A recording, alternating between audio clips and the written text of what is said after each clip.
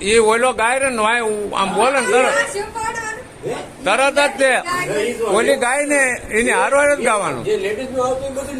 Ladies ગાય ને એની હારવાર જ શબ્દ વાહમર નો થવો પડે. એ તો ખાસ લેવાનું, એ મારે કાપવો પડે. એ મેલડી આપણું શૂટિંગ મૂકવું પડે. હાલ આવી રીતે નહીં કરું પણ